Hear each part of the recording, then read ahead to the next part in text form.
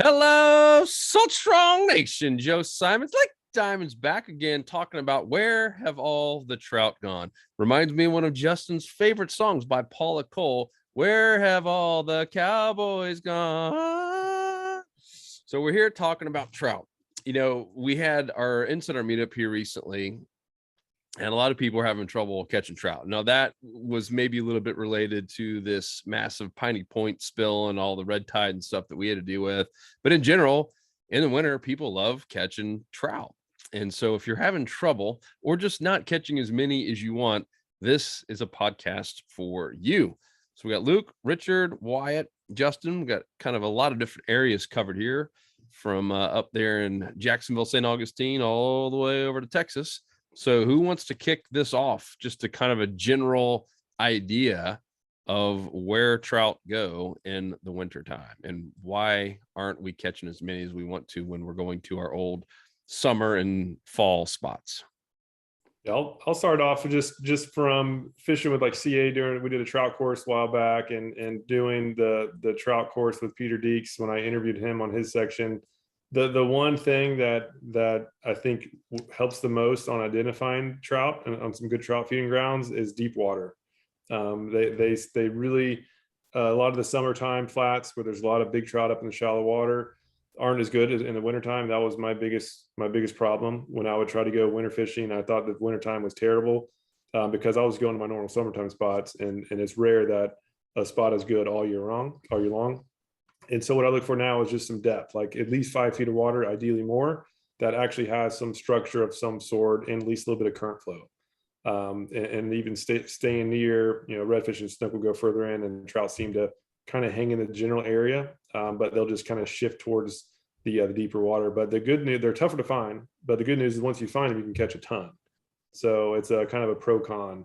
But for that last reason, though, once you do find them, it's amazing. And so now, like, wintertime is one of my favorite times to fish. Yeah, I couldn't agree more. I think the biggest thing, like you said, Luke, is deep water proximity to like some shallow hunting grounds. A really good question we had at that meetup actually was, if we're fishing in the winter and we get a warming trend, what do fish do? So you do have your textbook type of spot for winter trout fishing, which is that deeper water, those drop offs that have structure on them, things like that. But, you get those warming trends that come in and throw everything off, and folks can get a little bit confused as to where they need to find fish. But to consistently stay on them, I think the best spots are those areas where you do have that deep water and you have that structure, but there's shallow water hunting opportunities nearby, preferably areas that have seagrass. Now, some areas like the marshes don't have seagrass, Jacksonville all the way through the Carolinas. Seagrass is not a common thing, and we'll go into, some marsh areas here in a second. But the overall theme is that those fish will hang in those, intercoastal channels, on points and things like that, where there's rocks or something for them to feed on mid-column before it really starts to drop off. And they'll use those shallow water hunting opportunities nearby during the warm days. So if you have one of those warming days where those fish aren't following the cold trends, know that it's because they want to feed shallow because it's a little bit easier for them. So there's a lot of factors that can go into fish not necessarily following the rules, but they're going to have something that you can key in on, and just really being aware of the conditions is something I would say that I see a lot of people not do in the winter time is taking into what the weather has been doing and what it's doing the day that you are fishing. Well, Justin and Richard, Justin, I know you got a slam during their little 4-hour tournament. Richard, you caught a ton of trout. What were you guys doing? Where were you finding them? I was copying Richard. Okay. Richard, what were you doing? So, I think, Justin, every time we got into some trout, there were really, two main things present. And the first is going to be deeper water. Every single trout we caught was in either proximity to or in that deeper water. And the other thing was structure and then some current flow. And especially some areas like where I'm at too, if you can find a soft spot, this is why structure is so important in that current flow. That's kind of a, textbook, area for success, especially during the winter. So like these big, oyster rakes, or I did really, really well last week. There was a small island and there was trees coming out. and pushing out underwater. It was reds, trout, and flounder. They were all there, kind of in that soft spot around that structure, but right next to deeper water. So that is literally the keys to success right now. All right. So when you guys keep saying deeper water, what does that mean to you? That's so variable. Yeah. I got to take this from you. Like, this conversation is tough, and we'll try to simplify it, but the types of areas that sea trout, whether you're fishing, areas where there's structure and the topography, if you will, of what Texas is like, is different from central Tampa Bay, is different from Northeast Florida. And even though they're all sea trout, they tend to behave differently based on the type of layout that the fishery is. So when we say deeper water, at least for areas where you're otherwise fishing, 2 to 3 feet or less most of the year for redfish and trout, with the exception of winter, we keep referencing deep water. I'd say in those times where you're normally fishing for fish shallow, you want things that are deeper than that, or any sort of deep gradient. Now, to put like a number to it can be tough. Luke said 5 feet, 6 feet. I think that's pretty good. I think anywhere between 4, 6 feet is a good range, considering we spend a lot of our time fishing about that 2-foot depth most of the year. So where we found trout was, we fished 5 or 6 different types of areas, Richard, in one day. We had channels, we had shallow grass flats, we had shallow mud flats, we had a creek system with sloping mud. We had a hole at the end of a creek, and that's kind of where they were stacked, is that whole creek system is deeper in general than the 2-foot flats. The channel was pretty deep. It was 4 or 5 feet, but we couldn't buy a trout. I mean, there really wasn't anything unique about it. So you adding structure was integral into that, because it isn't just about deep water. It's deep water with an ambush point, with something that these fish are going to orient themselves to. So you said kind of a soft bottom mud.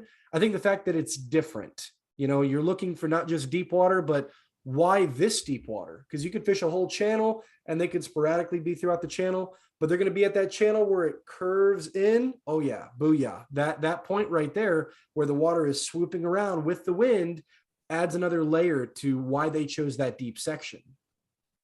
It's good. I guess I'll chime in on the depth thing. Like Justin said, it's really dependent on the region that you're in. I think the average grass flat range for catching sea trout is, consistently 2 to 4 feet. I don't know. Would you guys agree with that? 2 to 4 feet average. But what I'm seeing in the wintertime is those trout will hang near those 2, 3, 4 foot grass flats, and they'll drop off to 5 and 6 feet near the intercoastal channels, where it starts to get deeper, but they're feeding in that 5, 6, 7 foot range. They feed upwards. They want to be up in the shallow flats because there's less area for bait to be able to run away from them. If they've got more water column above their head, it's easier for that bait to get away, but they need to have that stable temperature of deeper water. So those edges of those flats that drop off to, 5, 7 feet, those are where I'm going. But if I'm fishing in a marsh, it could be a little bit different. Those cuts in between those channels where they hold on the points. I've had points that I've fished that are, 10 feet deep, and I'm jigging a paddle tail down with a 1/4 ounce all the way towards the bottom and bouncing off the bottom up. So it's really dependent on your region. Those areas further north get a lot colder, so you'll find those fish holding in deeper water that's, again, a little bit more stable. So you might be going, double the length, the depth that I am in the grass flats. Know that if you're in warmer areas, generally they can hold a little bit shallower. So it's very region specific, but generally further north I go, the deeper I'm having to fish in the wintertime. And I'll throw another angle to it too. It also depends as far as the depth. It's all relative, right? Relative to other areas, like other surrounding areas that the trout can actually get to relatively fast. But also the actual temperature swing is a big factor. Did it really just go down like 5 degrees or 10 degrees? And basically, the bigger the temperature swing downward, right, as a big cold front comes in and the temperatures like we just had like really, really went down, that's when they're going to go to the deepest water possible that they can get into. Like Justin mentioned, that channel was deeper than the flat, but that hole was deeper than everything. And that hole is where most of the fish were. I kind of stumbled into that a few years back. I was fishing a tournament in Newport Richey. One of our members, Gene Hammond, organized it. I'd never fished there before, and I couldn't bring my boat. I didn't have time. I was on the flight the next morning, so I brought the paddleboard. It was terrible weather. A really extreme cold front came in. I was literally about to quit because all the shallows that I looked on the Google Maps, there was no fish on there. And then my last ditch effort, I literally just tied myself to the rocks of the channel, and like there were literally boats going right by. I was fishing the main channel. It was about 10 feet of water, and I was bouncing a shrimp down the bottom, and I started hammering trout. I actually won the trout division in the area I'd never been to before, just because I just went, okay, let me just try the deepest water possible. And it happened to, like, some of the biggest trout I caught like 10 feet behind a boat. The boat just go by, I cast behind it, and they were sitting right under the boat traffic, because that was the warmest water, right? The surface area had the most air to surface touch points. So the top part got really cold, the bottom was warm, and those trout were just holding right down there, even though boats were running right over them. Yeah. Do you mind explaining that real quick? Because I think there's probably some newer anglers who are asking themselves, all right, why are they going down to the deepest part in the winter? Do you mind explaining that, of what happens with that top layer, and vice versa, as the sun comes up, in muddy areas, it could actually warm that area up in that water? Explain that real quick. Yeah, it's an important thing, and I'm sure all of us have missed it for many years. I did for like 10 plus years, but basically overnight is obviously a cold front comes in overnight. That cold air is what's impacting the water, right? And so the most surface to water, surface area there is, the more that cold air is going to translate into the water. And the shallower the water is, that the colder the water is going to be. And so, and the deeper stuff, that cold air is impacting, say, the top 3-4 feet of water, depending on how long it's been cold and how far the drop was. But that lower level of water is going to be warmer, right? It still might be colder than what the trout really prefer, but it's much warmer than anywhere else. So they're going right down to the bottom in that deepest hole. And but then when it warms, right? So like, say, in the afternoon, after the sun's been up all day long, now the sun is warming that top layer, and especially up in the shallows, it's warming the top layer and the bottom. It's actually impacting the bottom, which is helping to warm. That's when those fish will actually move from the deep water, and they'll move up shallow, and that's when some really cool sight fishing chances happen. But that's why you really have to factor in the actual relative temperature, and like what everybody was saying before, it's all spot on. Like, to find deep water that's near structure, but also, like what Wyatt said, also has some shallow water nearby, because that way they can get the best of both worlds. As soon as it warms up, they shoot up in the shallows, they have structure they can feed, and then when it gets cold, they can just go right down there in the deep stuff and have shelter from the cold. And to add to that, that difference of temperature isn't going to be that much. It could be like point something degree difference. I mean, it could be like 66.9 on the flats, and it could be 60 or 67.5. I was told there's going to be no math today. Yeah, no, I have to. But like, you got to mention, what's a thermocline? Like, a thermocline is where that warmer water is down at the bottom, because the top water section is a little bit cooler. Thermoclines happen in that like 30 foot range, which is much deeper than what we're talking about. But that thermocline temperature difference could be like 4 or 5 degrees different. It could be way higher. For shallower stuff, if we're talking within 10 feet and less, there is still a gradient difference. The only time that wouldn't apply is if you have a cold front, and like, it's so rough that it's turning over the bottom and the top of the water to where they're all the same temperature. And then it's kind of like, man, why would they go out deep? Well, they're probably in a catatonic state. They're probably not feeding, and it's tough under those conditions. But general cold swings, Luke is right. Even if it's 6 to 10 feet, there's going to be that little temperature break. And that's, they'll hang out there until that water temperature gets higher, with higher sun and muddy bottom, as you covered. I think it changes when you get into the deeper stuff. For those guys like fishing Virginia, if you've got 20 feet plus, you're going for trout, there's a thermocline aspect to that. But for a lot of people here in the Southeast, for the most part, there's going to be a difference, but it's a small variable difference, Good. So let's talk about how to fish these areas, right? So if we all agree, in the winter, these trout, they're not moving too far, to your point, Wyatt, right? They're not like moving in a whole new state. They're not crossing state lines, but they're trying to stay where they always know there's food. But they're also trying to find an area that has a deeper hole, ledge, some area to attack that same kind of bait fish that might be nearby. And when it warms up, they have an easy route to get there. How do you guys fish it differently? Are we slowing down? Are we changing certain types of lures?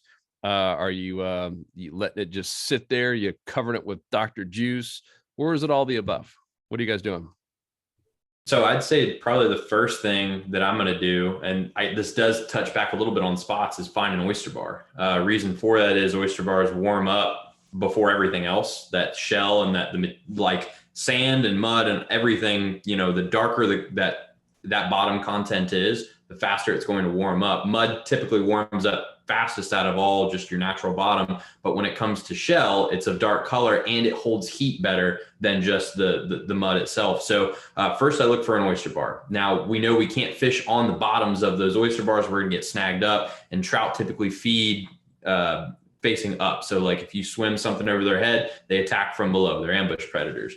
So knowing they're typically going to hold close to an oyster bar, I'm going to find a point that's got an oyster bar on it. Trout love current. So you've got that current box checked off. You've got the structure box checked off with the oysters. And then you need the presentation. So we're going to be looking to swim something or jig something mid-column typically to get those fish in the optimal opportunity for them to strike, because they feed upwards. So we're not going to be fishing too close to the bottom with like a shrimp jig or something like that. Or if we are, we need to make sure we're popping it really hard up and we're not letting it get all the way to the bottom. This is when our paddle tails or suspending twitch baits really shine in the wintertime. I do like the mirror lures. They're not a great search bait, and if you find the fish, they can be really effective, but usually my go-to is going to be a paddle tail that I'm doing a twitch pause with. An example of everything we've just talked about put together, I've been fishing the edge of these flats down in Baffin Bay where there is worm rocks. They're kind of like oysters. They do the same thing. They warm up fast. And I'm fishing my lure down current of those worm rocks, retrieving over them, twitch pause, letting it settle back down past those worm rocks. Those trout are positioned downward of those warmer bars or those warmer rocks, where that warm water is just moving down current. They're sitting in the warm area, waiting for an easy meal. That structure attracts bait, and then just twitch pause over that area. They come and they just hammer that lure. With the suspending twitch bait, it'd be something similar, just knowing that it's not going to have a constant swimming action. I'm not going to be able to cover as much ground. So if I've got a spread of rocks or oysters in front of me, I can't feel out all of those rocks and oysters as fast. Now, if I find them really thick with the paddle tail on one set of rocks or one bar, then I might pull out my suspending twitch bait and really start laying into them. But I usually start with the paddle tail right off the bat. Well, so I mean, earlier we talked a lot about finding the deeper areas. Then you said find the oyster bar. I want to close that in and tie it all together. So we all agreed that finding deeper water, it's relative, but where does that tie into an oyster bar? So you're trying to find an oyster bar that has a deep ledge next to it. I just want to make sure we're not confusing people. Yeah. So the oyster bars, typically you're going to find them right on the drop-offs or right where that edge is, because oyster bars grow in current. So if you've got, the edge of a flat, there's typically a lot of current over there, or a point somewhere where we say deeper water. In Richard's area, you've got bends and creeks, right? So usually on the point of that bend in a creek, if you're fishing that deep hole, you're going to have a lot of oysters that line that point, and trout will sit on the down current sides of those areas. So you've got the deep hole in close proximity to the structure that's warm. So you've got pretty much everything you need right there. Oysters are almost always going to be found next to a depth change. Not always, but usually, like I said, you're going to find them on the edges of flats. You're going to find them on points in creek bends. And those are all areas where you've got deep water, like within 20 yards. Cool. It's good. Thanks for clarifying that. Yeah. What you want just for like the Tampa Bay area, there's not a whole lot of oysters, and when there are, they're a lot of times they're way up on the flat. And if there's a situation where it's near the deep water, that is like a primo spot. That's like a tough one. Otherwise, they just go to like the outside edges of grass flats. So just kind of replace oysters with seagrass, and then if they're if like a significant cold front just comes through, then sometimes you have to get right in their face. You almost have to bounce in their mouth. But as Wyatt said, like bouncing, like don't drag on the bottom, bounce it along the bottom, and they'll just instinctively, if they have a lure, bounce up like 10 inches and start falling near their head, they're going to eat it. Like they're obviously, they might not be hungry, but just their instinct will just say, hey, there's an easy meal. I can just literally do one kick of the tail and eat it. Like they're going to eat it. So it's just going slow, like going super slow, and just try to get right in their face, and knowing that's really the only way to make it happen. They're not going to come up and hit topwater lure. So get down there low. With oysters, you can't get too low because you're going to get snagged. So I always just kind of go on the deepest stuff and just bounce down the bottom. I have one rule of thumb for anything I do in the wintertime, and it is especially applies to trout, is I downsize the profile of my lure. Like I go down to some pretty small stuff. 3 inches tends to be my go-to plastic, but even from there, you guys lead off with a paddle tail, and I think I've mentioned in another video, like that's the most universal tool. I mean, you can swim it, you can jig it, you can bounce it, you can whatever with it, but sometimes I have a hard time getting a bite on a paddle tail in colder water areas or deep water areas if I'm fishing for trout. Richard, you got a couple on the Slam Shady 2.0. I mean, you were the trout master, so like you can speak to all that. I ended up slowing down and doing something without a paddle tail or a boot tail on the back of it, because sometimes that might be unwanted or unnecessary action on your lure. Sometimes if these fish are lethargic and they're not wanting to chase a bait fish, booting around, they might be a little more willing to target something with like a shrimp presentation. So I was throwing the Z-Man EZ shrimp, and I'll throw that. I'll throw like a little jerk shad. I'll throw like a Mirror Little John, something real small and finesse and just kind of darting and bouncing close to the bottom. I sometimes have more success with that type of presentation. So if you do go into these areas, I think it's good to have a variety of different lures to throw. Let's say 2, like start with a paddle tail, of course, on one setup. And if you look and you find an area that says, man, this looks productive, it's got some wind protection, it's a slope around a deeper area, there's an oyster bar or like a fallen tree, or I'm near a spoil island, and you got a good feeling that there's trout there, you could bounce it with a paddle tail. And if you're not getting bit, try something without a paddle tail. Try bouncing bottom that doesn't have that same type of vibration and action, and that may end up being the thing to get a bite. There have been times where that's worked out for me, and sometimes where a paddle tail is all that I needed. But you'll be surprised, just a slight change in your lure, whether it's profile, downsizing, or taking away that vibration aspect and having it just kind of be this little thing darting around on bottom, more imitates a shrimp or more imitates a really, really tiny bait fish, because that's really what's around more in the wintertime. We're not finding the big, pinfish and mullet like we do throughout the rest of the year. Yeah, and some areas too, kind of up in my area, all the way up a little bit in the East Coast. We've got, like what Wyatt was talking about, you got, your known places like your deep bends in the creeks, and you've got those oysters, and you've got those areas that have some softer spots in current. But 2 other areas that I really focus on as well are going to be, one is going to be like a transition zone. So if you've got a really good like mud flat or even a bay, but there's a channel right next to it, even here, when it starts to warm up, sometimes those trout may not completely commit in this area here, because we got big tidal swings. They may not completely commit to go on the flat necessarily, but they will be like right on the edge as soon as that drop off happens, because what is going on the flat is all that bait. So all they have to do is stay there, especially on an outgoing tide, and that's a really good ambush spot for them. And then the other one that's probably one of my favorites, and I absolutely kill it this time of year, and I don't see a whole lot of other people doing it, is dock fishing, especially around your lower tide periods. And I love targeting docks that have rocks and riprap and just, all kind of big kind of seawalls and stuff like that. And if you can find some that are kind of more on that north side,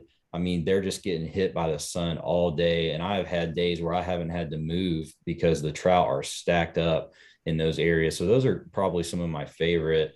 But yeah, going back to what you were saying with the paddle tail, Justin, like that's spot on. And one of the things that I've been doing recently is, it's tough to get your lure down as deep as you need to at times. So what you kind of have to do is target your tide periods that, don't have as much current flow. So like, your lower and top thirds. But one thing that I've really noticed and started catching a lot more fish by doing is getting rid of that heavy jig head, those 1/4 ounce or anything more than that, because I can't tell you how many times I've done that and no bites. I know the fish are there. And then I switch up to like a 1/8 or a 1/16 of an ounce with this exact profile and just let it fall. I mean, you got to be patient. You got to throw that thing out there. You got to look at your watch, sip a drink, and then all of a sudden you can pop it. And a lot of times the fish have eaten it on that fall. But if you throw a 1/4 ounce down there, it's just moving too fast for them and they're being real finicky. So that's a really good tip. And then Justin, like what you said on the bottom,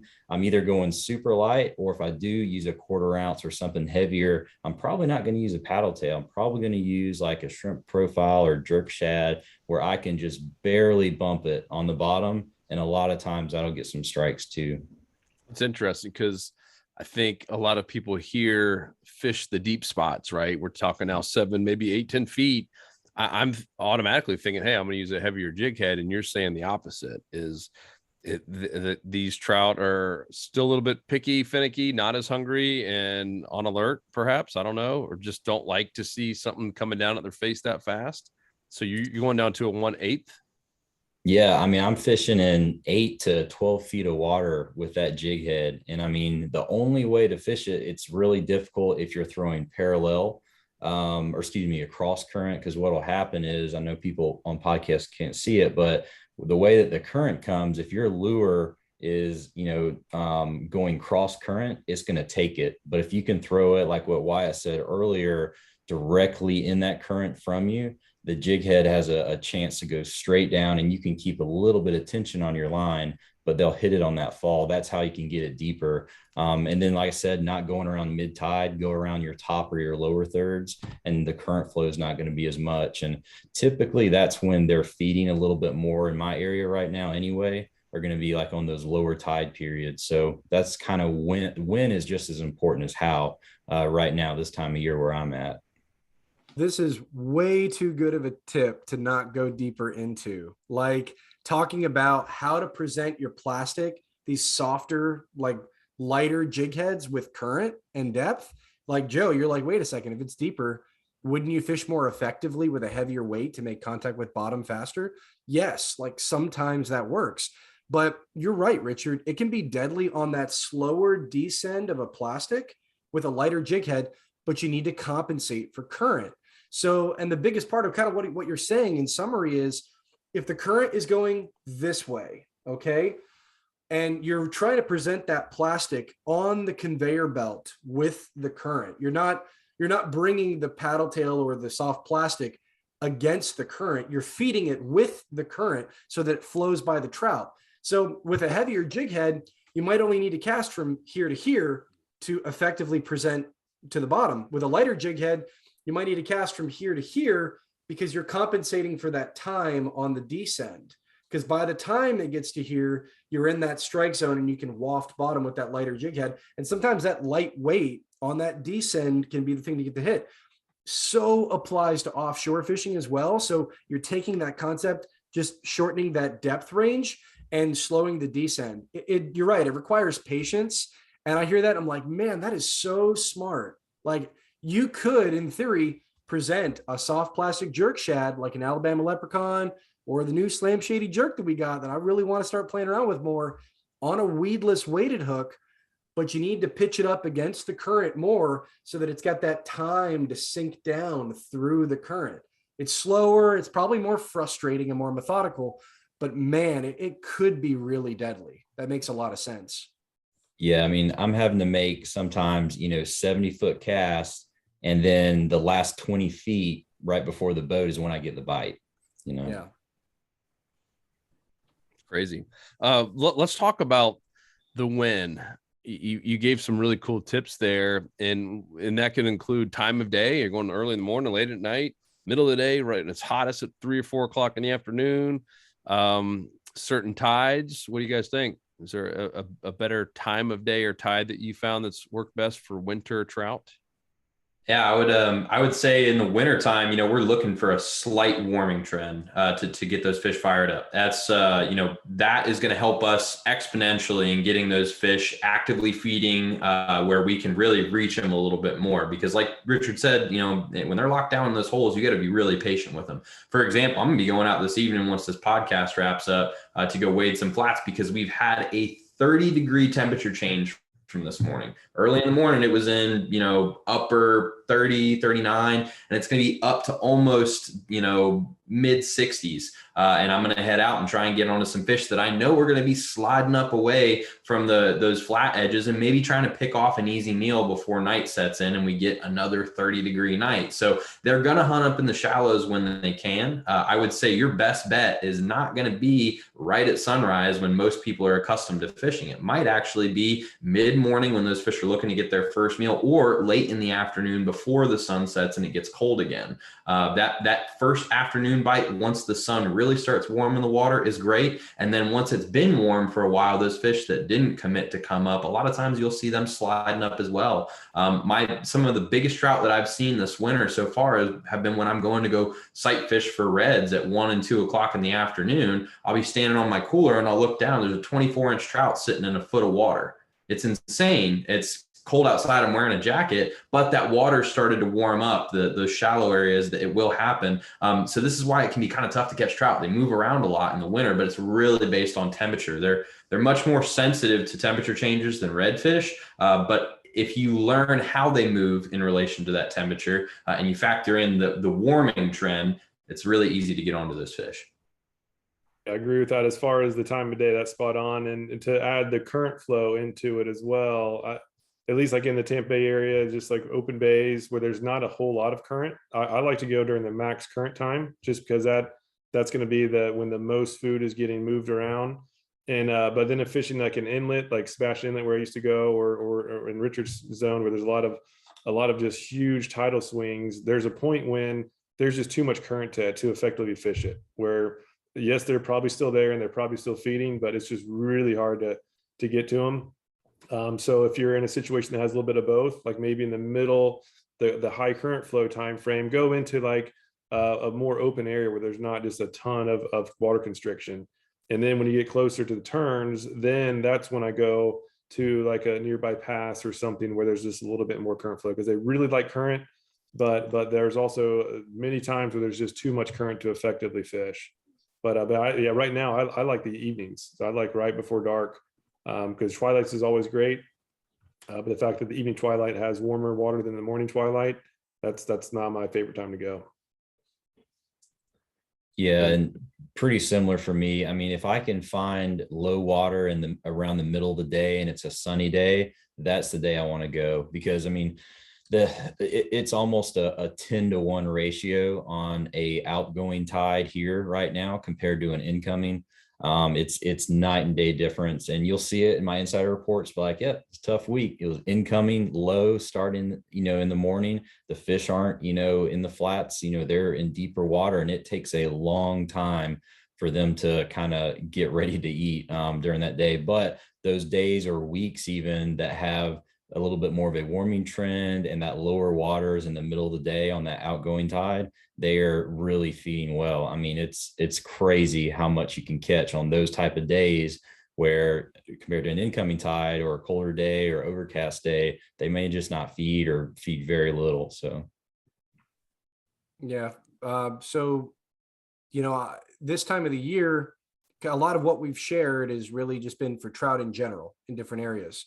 Right now, Wyatt, myself, all of us here, we want the big trout. We want the big gators. So if I could pick it right, Joe, and I wanted a recipe to go out and get like a 24, 25 inch or bigger, I'd want to time like an outgoing tide where that low tide happens early afternoon, like 1 o'clock, 1:30. And my sweet zone to get out and get on some bigger trout would be near some potholes or like these access to deeper water areas with some structures, some bends in a canal, holes, what have you, where there is a shallower area and there's that window for these bigger gator trout to come up on that shallow edge and feed. If it's colder and we're on that warming trend with the sun getting higher, warming things up, and a lower water situation, they have this sweet window to get up and feed on something. And they might not be coming up and feeding on the surface and making it known, but they're going to move into that area where they've got a little bit of a warming trend, water levels moving out a little bit. They're going to be up against the edge of that shallow access point, and they're going to be willing to feed.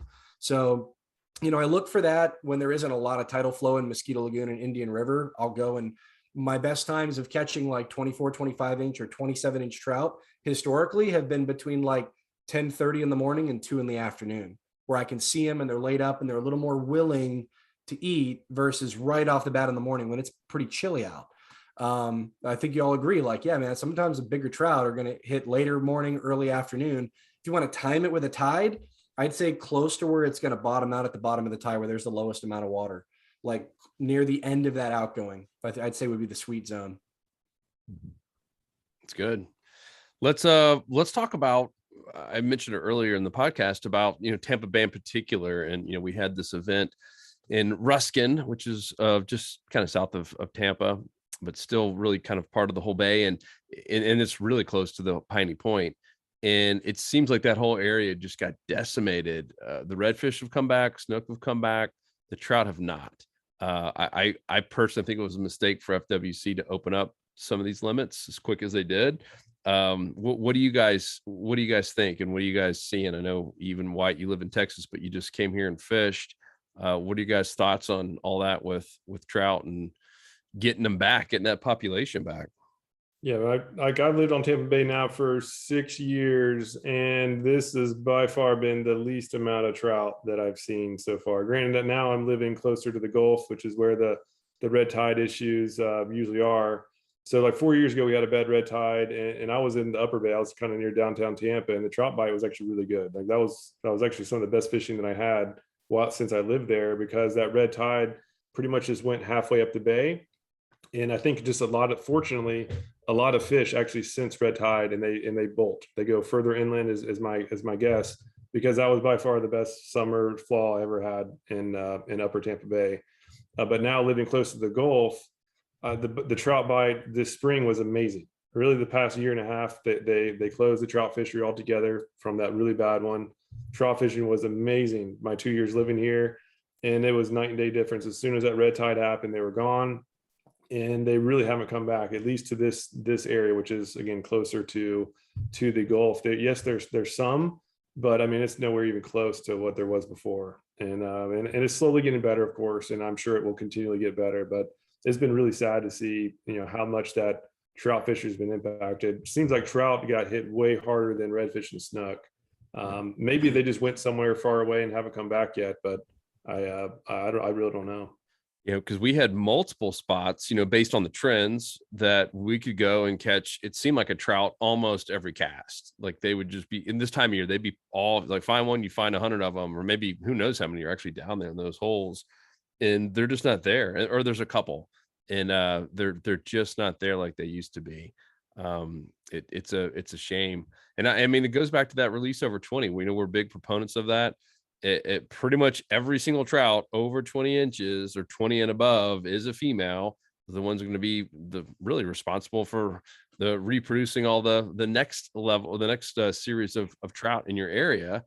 And, as Dave Fladd and those guys that release over 20 talk about, when you get the real big girls through 27 32s, I mean, the real big ones, he uses that analogy about if you have 27 to 30 inch trout reproducing, they're creating other big trout, or at least the opportunity for it.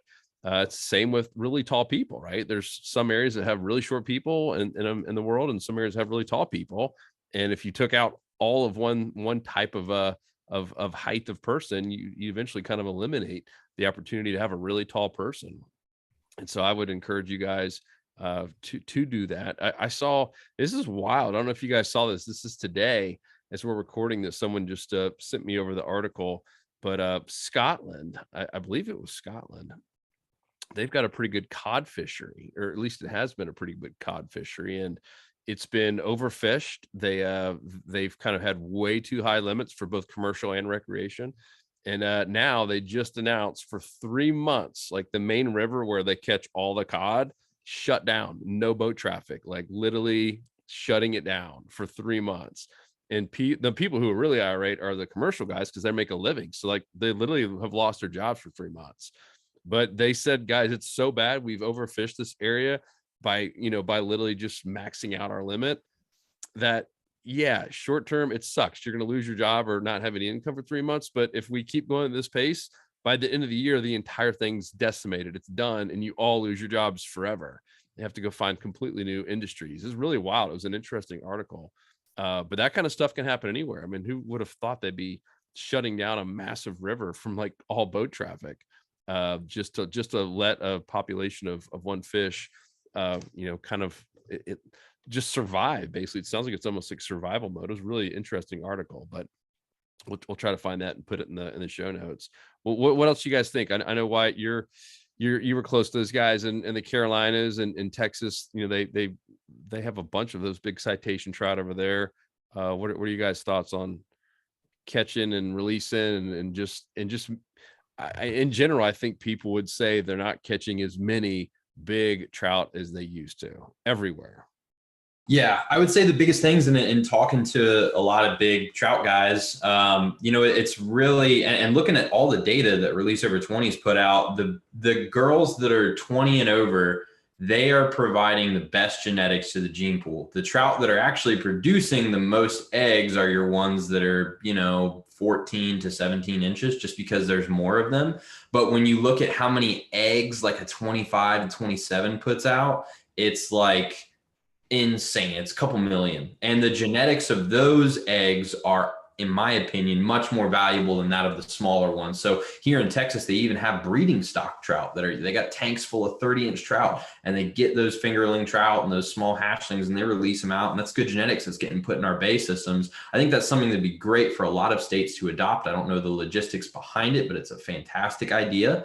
But any angler that's out there that really loves fishing, I think if you catch a trout that's over 20 inches and you think of the impact that fish has, making sure that it gets back safely, it gets revived properly, you are providing an insane amount of fish back to your area. One fish makes a huge difference. So anything over 20, I always put it back. In 2021, we actually had a big movement here in Texas after the freeze. We had Release 2021 Texas, where we put everything back. I didn't keep a single fish back in the entirety after the freeze. Kept some fish in January, but once the freeze hit, I didn't keep anything. Just being aware of what you can do to help your fishery. Just if you enjoy fishing, I think you're probably doing it for more than just the fillet. So think about when you catch a trout, the possibility of what it could give you if you put it back. We look at tagging studies just for redfish alone. There's a redfish in Tampa Bay. They call him the mayor of the redfish mayor of Tampa Bay. He's been caught I think 16, 17 times at this point and counting. And they know because he's got very specific spots on him. They got t-shirts of him. So the same thing with trout. You put a trout back and it spawns for 2 more seasons. What are you laughing at, Justin? But it spawns for 2 more seasons and you've got a couple million more trout that are in your bay system. So I'm a huge proponent of releasing fish, especially trout. Good. Fish do not want to be celebrities. All I can think about is doing a selfie with the mayor redfish at the end. Hey, what's up? Like, please just let me go. Sign my shirt. I'll add to that because I think it's super important is the conservation side, especially those big ones. But just know when handling trout are the most fragile of all of our core target species, redfish, sea trout, snook, flounder. Trout are by far the most sensitive. So make sure to be careful. If you're using live bait, please use circle hooks. And when you're using lures or whatever, please be just feeling for strikes. Have a good rod where you can feel the strike and get a quick hook set. We did a podcast with a scientist. I can't remember his name. He was out of Texas and they did some detailed studies on trout, on catch and release practices. And they found that they actually literally did some legit science on it where they would get towels and wipe off all of their slime, right? Because that's a big thing of protect their slime. They did that. They tested on gills, like if the fish got hooked deep. And by far, the number one reason why a fish wouldn't survive is if it got hooked deep. It was like a 99% mortality rate if the trout is hooked deep. So make sure to be very mindful of that. Circle hooks number one if you're using live or natural bait. If you're using lures, just make sure to be keeping just contact of your lure, or at least watching your line so you can get a quick hook set. And even just caring for them, right? Don't touch their gills at all. If their gills get compromised, they're pretty much toast. So just want to be very, very careful of that. And even holding for pictures, right? Although you can, physically you can slide your hands up in the gill plate. Please don't do that. That can make significant damage. If your finger is barely off, So grab it with 2 hands, hold it, quick pick, back in the water and back in action. Good. Guys, anything else on this? I think we've covered winter trout as much as we can. Excellent. Now, if we could just get Justin to end it and by singing Paula Cole's "Where Have All the Cowboys Gone?" I know it's your favorite. A little bit hoarse from this weekend. I'll say one more. I have to imagine somebody's wondering is, hey, like, what about live bait? Right? Like we talked about lures, and what about live bait? And my personal thought is, given how the trout that we talked about, they're going to be in pockets, right? They're not going to be like summertime where they're all spread out. They're going to be in pockets, and so a lot of it's covering ground and finding those pockets. I think lures are way better than live bait in the wintertime, because you can fish faster and find those pockets of fish better. Because if you're with live bait, if you have live shrimp and you're just fishing one, like, you really have to go super slow with live bait, and the odds of getting one of those pockets is just going to be smaller. So I found personally that my wintertime catch rate of trout skyrocketed once I totally went away from live bait and just focused on lures and just focused on the types of spots that we've been talking about and the types of lures we've been talking about. And so now I literally don't even mess with live bait during the wintertime. I got no time for that. Cool, guys. Was very, very helpful. And if you guys want to see on the water fishing tips, every single day, Monday through Friday, we literally go fish new spots every single day now, literally 5 days out of the 7. And we post it. We post everything, the pre-trip plan. So exactly how we're finding the spots, most importantly, why we think those spots are going to be good, and then going and fishing them and then reporting back to you, our insider members, what happened, where the fish were caught, where they were missed, what mistakes were made, because you can learn so much from that. And we put that in the form of kind of a post-trip analysis. So 3 videos every single day on a brand new spot, from Texas to, up to Virginia. And now we got Pat out there cruising in his RV, going to fish new spots with new members. And you guys are doing a good job about now, including, insider members. So if you guys want some of that, it's the best way to learn. I mean, we could sit here and podcast and talk about this stuff all day long, but a lot of you can't visualize it, right? Some of you guys here at Oyster Bar, and you think Tampa Bay Oyster Bar, like way up there, you can't even get to it in a boat. And some of you think, what Wyatt's talking about, because I like that one in Boca Grande, Luke. I mean, it's crazy deep. I mean, it might be 15 feet right next to that Oyster Bar. And so it's a whole lot different to see someone actually fish these type of areas, and it's one of the most valuable things. Obviously, a lot of people come in because of the big savings, the 20 or 30% off all the tackle. Some love the community and just the private tips that we do, the stuff that we don't put out there on the YouTube. But I think for the most part, people, say they love, in terms of helping them find the fish, they love those on the water reports. So if you want some of that, come join us. The only club out there that guarantees your success. So you will find more fish and catch more fish and save money in your tackle and meet some cool friends in the community, or you don't pay. It's that simple. Don't you wish every company treated you like that? We'll give you your money back, even if day 300, if you said you didn't enjoy it. Do you have any companies you do business with that do that? Nothing, not off the top of my head. I'm making a jingle in my head right now. So if I'm quiet, I'm just like trying to make a song for this. Like, I'm dying to hear it. Don't you wish your fishing club was cool like us? It sounds really bad. It's raw. This is a work in progress, but now I'll fine tune it later. Don't quit your day job. Yeah. Thanks, Mitch. Go back and put your little headset on and listen to Paula Cole, followed by Sarah McLaughlin and Natalie and Bruglia. I'm trying to think. You're getting pretty obscure out there now. Yeah. All right, guys, we'll end it on there, but definitely join us if you haven't already. saltstrong.com Insider Club. You'll see a button there to join us, and the 27,000 plus other members. And we do some live events too now. We just got done with that one that we kind of talked about here, and man, that was fun. 350 or so people showed up, maybe even 400. It was madness, and gave away a lot of cool stuff. Gave away some rods and reels and sunglasses, and had some breakout sessions. It was really, really cool. So we appreciate all of those who were able to make it. We will be doing more. Otherwise, we'll talk to you in the next episode. Peace. We out. Whoop, whoop.